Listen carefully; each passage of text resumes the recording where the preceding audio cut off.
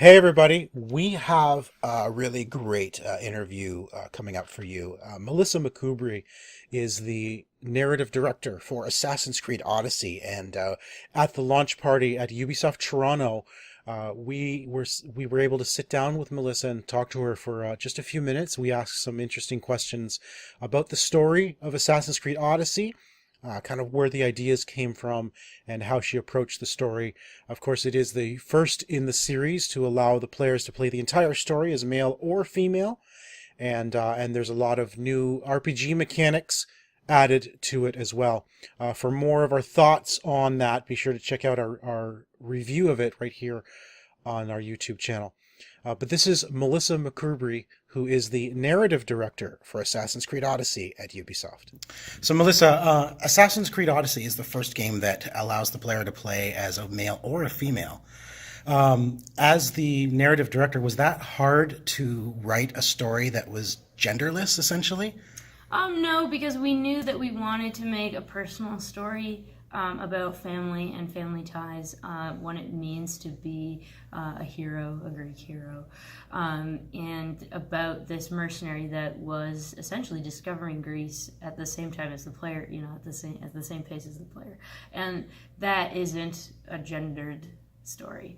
And it was very exciting for us to be able to look at that, because it doesn't matter who you are, you have some tie to family, whether you're an orphan or your parents are divorced or your parents are together, or you have a lot of parents.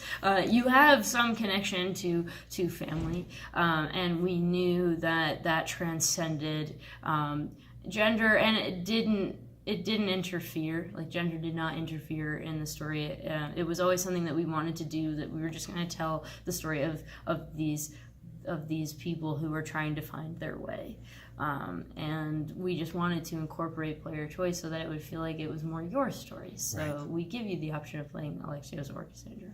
So along the lines you just mentioned, player choice. So this is obviously, again, the first AC game that allows the player to make their own path. Usually AC games tell a very specific story. This one has branching paths. You have choices as a character.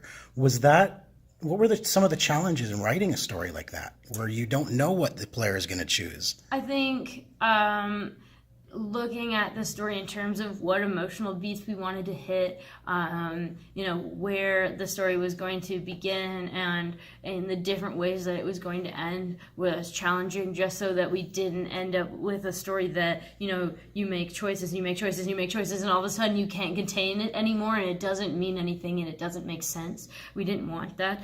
So we looked at the emotional journey that the character would go through, like the high-level story arc, figured out what beats we needed to hit, and started to build out and flesh out choices from there so that it made sense for the character and the player who was going to play and make all of these different choices, and present them in a way that was believable to the character that they were playing and the setting that they were in.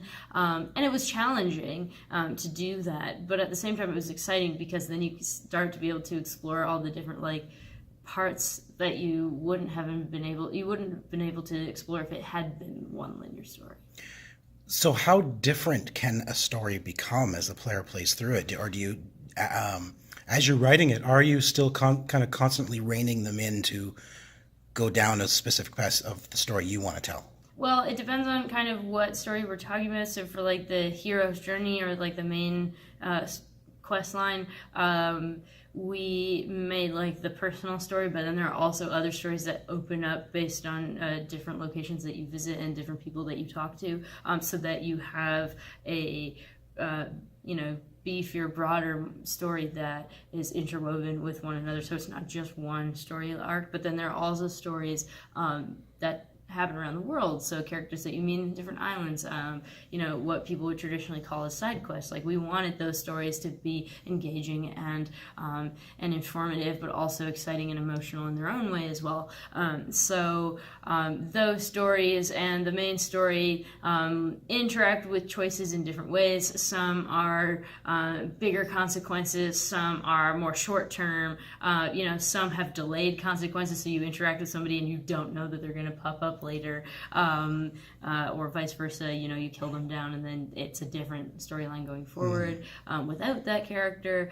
And then we have different endings that definitely make sense for the emotional trajectory of the story. So it's not like in one ending you're on Earth and the other ending you're in space. Like, it's not quite that drastic. But for us, it's a big deal to have different endings because, you know, Assassin's Creed has never had that before.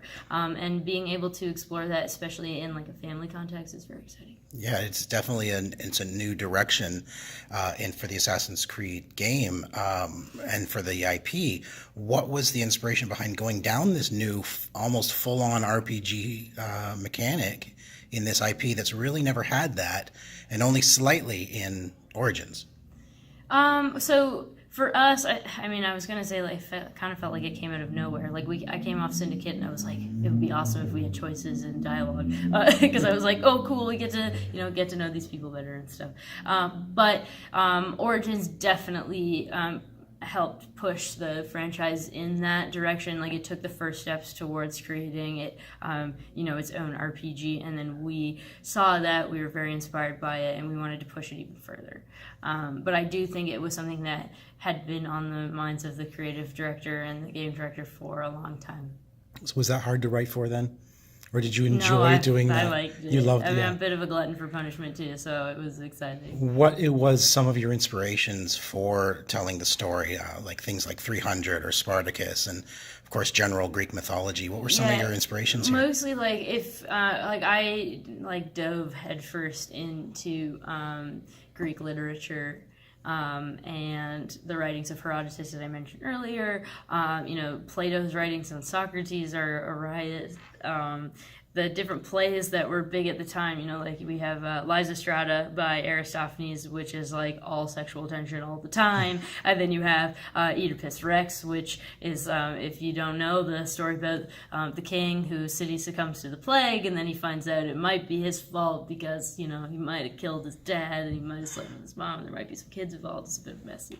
That all of these stories are fantastic, and not to mention like the Greek mythology itself. Like, the stories are absurd and amazing and tragic, and of course I would be remiss to not to mention the Odyssey itself. Huge inspiration, especially in terms of pacing for an open world game. That's one of the reasons why we really dove into that, was like, you're making this epic, so look at an epic. Exactly. And to help pace the story out.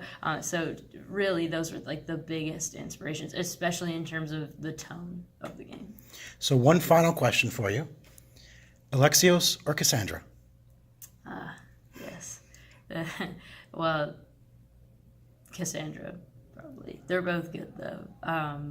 It's a hard question for me to answer. It's like choosing your own children. Yeah, it's like choosing my own children.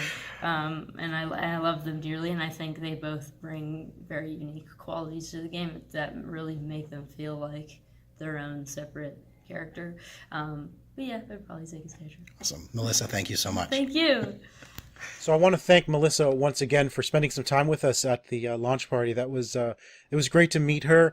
We also met the actor who played Alexios. And I believe it was the game producer. Game producer, yeah. Yeah, the producer very was cool there event. As well. It was a great event. Great game, as I mentioned. Check out our review of it if you haven't already. Loving this game. And again, Melissa, thank you so much for spending time with us. Go check out Assassin's Creed Odyssey. You won't be disappointed.